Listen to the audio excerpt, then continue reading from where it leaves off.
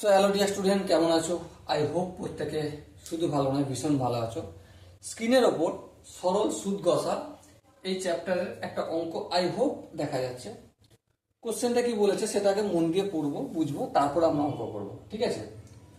বলেছে যে কোন মূলধনে বার্ষিক 6% সরল সুদে 5 বছরের সুদ 60 টাকা হয়।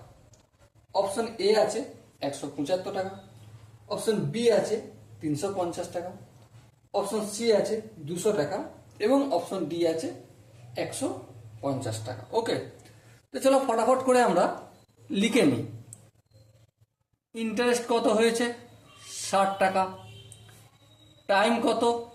5 বছর, বেশ 5 ইয়ার। আর রেট অফ ইন্টারেস্ট কত? দেখো 6%।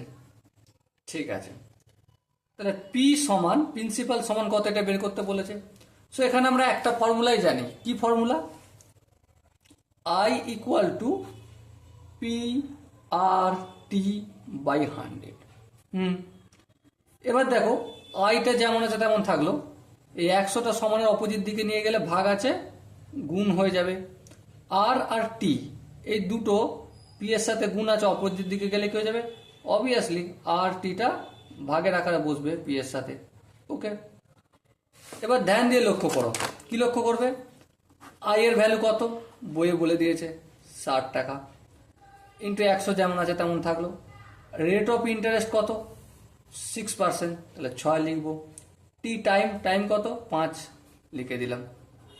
এবার দেখো 6 একে 6, 6 10 60, 5 একে 5, 5 দুগুণে 10, তাহলে 2কে 100 দ্বিগুণ করলে 200 ইকুয়াল টু পি।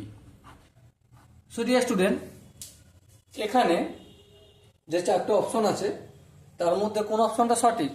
অবভিয়াসলি প্রশ্নই রাখে না, অপশন সি হচ্ছে সঠিক আনসার। ওকে, চলো দেখা হচ্ছে পরের সেশনে। ততক্ষণ পর্যন্ত ভালো থেকো, সুস্থ থেকো এবং জয় হিন্দ।